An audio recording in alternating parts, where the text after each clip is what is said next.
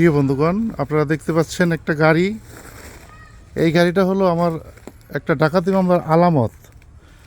অর্থাৎ গত বছরের 25শে মার্চ এই গাড়িটাতে করেই আমাকে উঠাই নিয়ে গেছিলো ডাকাতরা, এবং তারা আমার কাছ থেকে আমার মোবাইল মানি ব্যাগ ছিনতাই করে নিয়ে গেছিলো।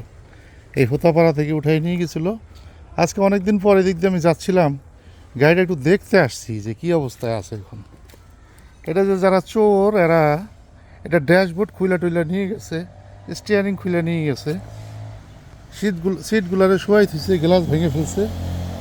আমি আশা করি না যে চোরে কোনো দিন এটা ফেরত নিয়ে এই গাড়িটা আর চালাইতে পারবে। একদম ঠিক মতো আছে। 5ই আগস্টে ছাত্র জনতার অভ্যুত্থানে এই গাড়িটারে পুলিশ টাইনা ওই যাদবপুর থানা থেকে এখানে আইনা বাগানের ভিতরে রেখে গেছে, নাহলে তো পাবলিক ওই দিন এটা জ্বালাই দিত।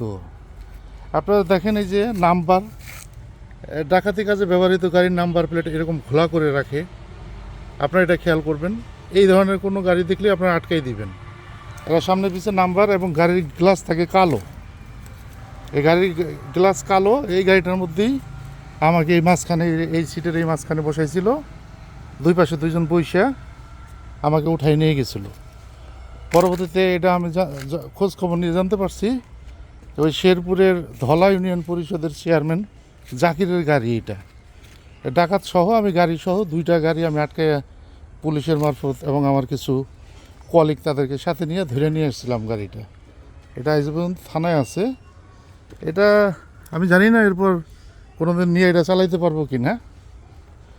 এটার কাগজপত্র ঘাপলা আছে। তো গাড়িটা আপনাদেরকে একটু দেখালাম। এই ধরনের গাড়ি থেকে সবসময় আপনারা সাবধানে থাকবেন। এগুলো ডাকাতি কাজে ব্যবহৃত গাড়ি,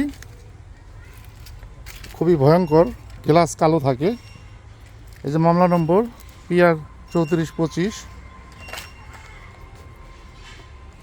তো আশা করি ভিডিওটা আপনাদের কাজে লাগবে। সচেতন থাকবেন, এ ধরনের গাড়িতে কখনো আপনারা রাস্তাঘাটে চড়বেন না। খুবই ভয়ঙ্কর গাড়ি এগুলো।